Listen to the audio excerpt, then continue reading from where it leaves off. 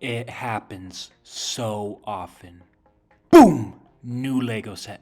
Boom! It's really good. Boom! It's almost perfect. Boom! There's this one stupid thing that kind of sucks. Now, unfortunately, the only way that you can fix the speeder is to throw it in your parts bin.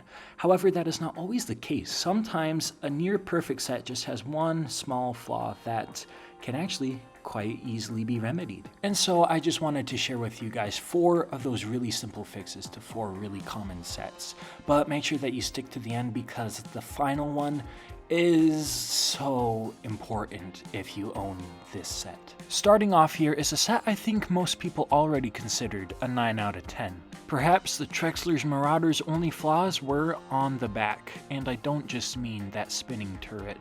But I'll go ahead and throw that in there anyway, just take off that stupid piece, and now it can spin 360 degrees. The real thing I want to focus on here are those engines. If you go ahead and take a look at the source material, you'll see that the Trixler Marauder had a lot more than just 3 engines on the back. They ran up and down a considerable portion of this thing's backside. So what do? Well, first of all, you take a piece like this, just 4 long with a stud on it. Then you take off this, and then you take off these, and you can probably see where this is going by now. Just toss that guy to the side and keep the rest. Now you can pretty simply put 3 on like this, and voila! It looks so much better when you have a much longer engine. And then here's what it looks like with both of those on. Highly recommend this mod.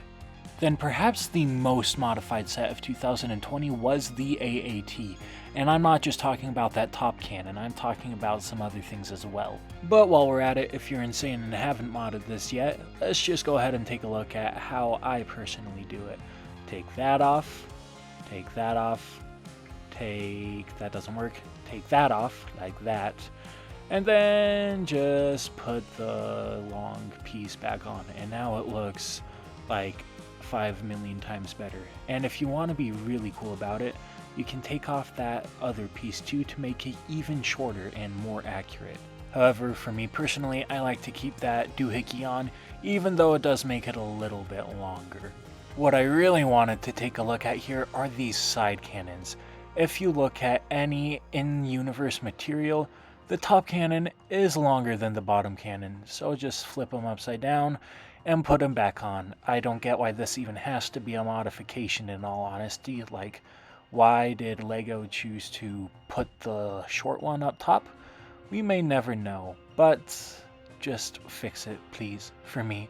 Makes it look so much better. But now that we got that taken care of, let's move on. And this next modification has to deal with one of the biggest travesties of LEGO Star Wars nowadays.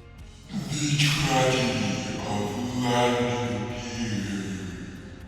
For some reason, designers don't like to put retractable landing gear on anything anymore. Luckily, this is an easy fix. When you want to put your X-Wing in flight mode, just take the front landing gear off. And for the back landing gear, you can also simply take that off and replace it with a 1x4 white tile. Now, this one is a bit more annoying because you have to switch it back and forth, but it's an easy mod. You didn't click on this video to learn a complicated how-to, you wanted simplicity, and I'm trying to give that. And now for a set that I think really needs a modification, here is the 2019 Rise of Skywalker Falcon. Other than the fact that this was spawned from the sequels, it's almost perfect, except for that gun on top. As you can see, just simply swaying it side to side, the gun spins around a lot.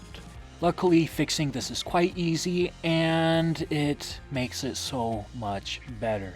To start, you're just going to take this whole dang thing off and throw it away. No, just kidding. What you're going to do is take off the gun like so, and when you break this off, chances are that these 2 bar pieces will probably come off with it. That's okay, just put them back on the turret once you get them separated again. And now we've got to replace those 2 square pieces that we just took off. You get this little 2x2 plate and stick it on, and then one of these doohickeys here.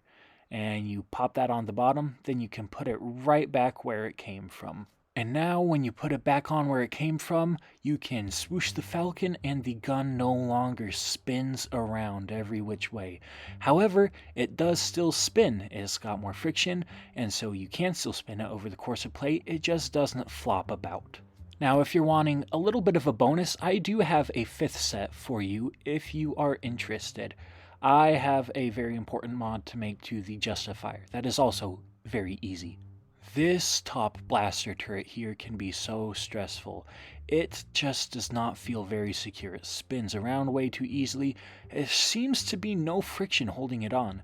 So, take this, spin it around, and put it in. I don't understand why LEGO didn't just put this as the original instruction in the first place, because it is so much better. And well, there are a whole bunch of easy modifications for you guys to make. My thumb is dancing in excitement for all these modifications. If you guys enjoyed this video, then you should probably like it and also subscribe so that you don't miss more content like this. And if you made it this far into the video, I'm guessing that you did like it. Look, now my hand is dancing. It's dancing in anticipation for you to click on a video on the end screen now. It's dancing so much. Oh, come on, don't let my hand down, guys. You need to sub and click on an end screen video. It's just too excited for you to not. Be sure to comment down below any thoughts you may have.